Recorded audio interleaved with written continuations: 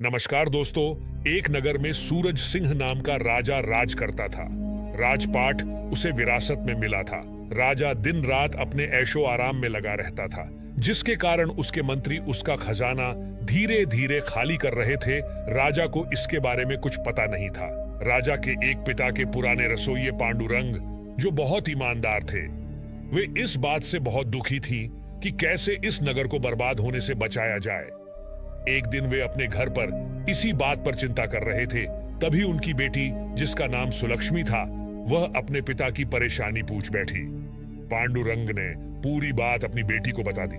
सुलक्ष्मी ने अपने पिता को एक उपाय बताया, जिसे सुनकर पांडुरंग बहुत खुश हुए।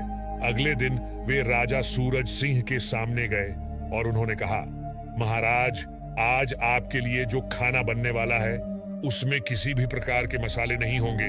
राजा को चटपटा खाना बहुत पसंद था। उसने कहा, पांडुरंग, आप हमारे पिता के पुराने रसोइये हो, इसलिए हम आपकी बहुत इज्जत करते हैं।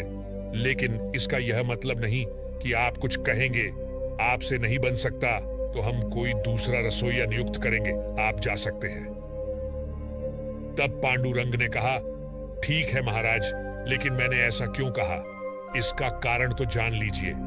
कारण यह है कि आपके राज्य में कोई भी किसान मसाले की खेती नहीं कर रहा, क्योंकि फसल लगाने का खर्च ज्यादा आता है और मसाले बिकते नहीं हैं, जिसका कारण है मसालों का महंगा होना। राजा ने कहा, लेकिन ऐसा क्यों?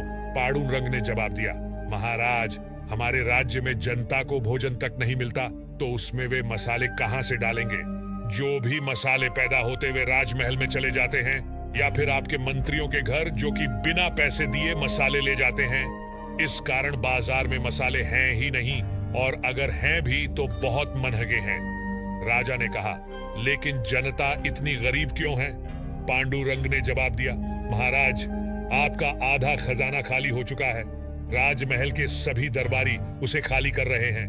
आपका पूरा खजाना खाली होने में बहुत कम वक्त बचा है। अभी तो मसाले बंद हो रहे हैं, आगे खाना भी बंद हो जाएगा।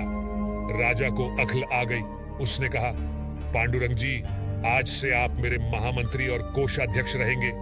सभी मंत्रियों को फांसी पर लटका दीजिए। ये सुनकर सभी मंत्री राजा से माफी मांगने लगे।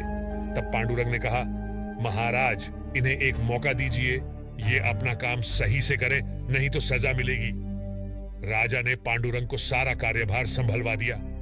पांडुरंग ने सारी व्यवस्था ठीक करके 1 वर्ष में खजाना पहले जैसा कर दिया और जनता के हित में काम किए, जिससे जनता का विश्वास राजा के प्रति बढ़ गया। कहानी का मतलब, एक समझदार व्यक्ति सभी को संकट से निकाल सकता है, जैसे एक रस्सी कुएं में गिरे व्यक्ति को निकाल लेती। रहस्य कैसा लगा दोस्तों? और राजू की रहस्यमय स्टोरी सुने तो लाइक सब्सक्राइब करें।